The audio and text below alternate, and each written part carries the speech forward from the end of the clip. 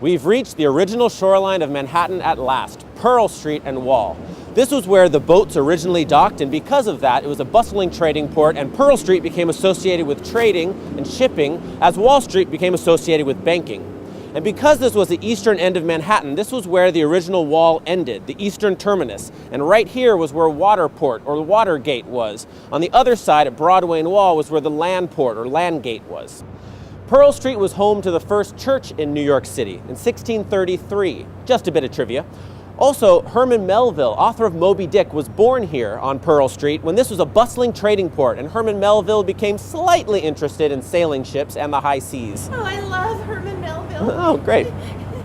I am a huge fan of literature. I read as much as I can all the time. It's exactly why I came on this tour. Thank you.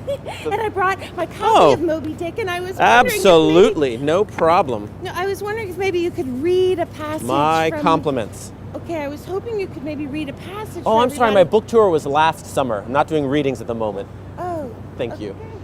We'll just keep doing tours. For most of its existence, Wall Street was a place where people both lived and worked. Eventually, it became a place where people only worked, and as a result, this was deserted at nights and on the weekends. Recently, however, many of these buildings have been converted from office buildings into luxury lofts and condos. This Flatiron building is the New York Cocoa Exchange. The original name was the Beaver Building. Beaver Street runs along one side of it. In 1903, this was built for the Munson Steamship Company, who specialized in the sugar and molasses trade between Cuba, the Gulf Coast, Mexico, and New York, with a little expansion into South America. It was their headquarters from 1904 to 1921.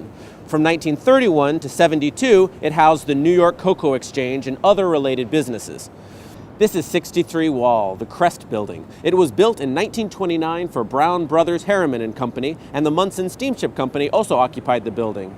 It's 35 stories and famous for its coin decoration. Below the residences, there's over 12,000 feet of retail space and 85 parking spaces, which might include those in the retail space, since the bottom of the crest is a BMW dealership. A car dealership on Wall Street. Kind of surprising, but also pretty impressive. Where'd you buy your car? Wall Street. Wow, pretty good. I own 3 BMWs.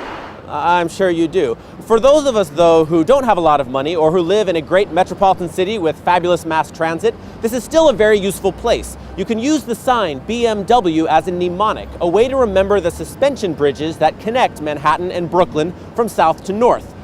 BMW, Brooklyn, Manhattan, Williamsburg. Now that's not why this is here, but if Wall Street has taught us anything, it's make the most of what you have. How did Wall Street teach us that? Brooklyn, Manhattan, Williamsburg. Brooklyn, Manhattan, Williamsburg.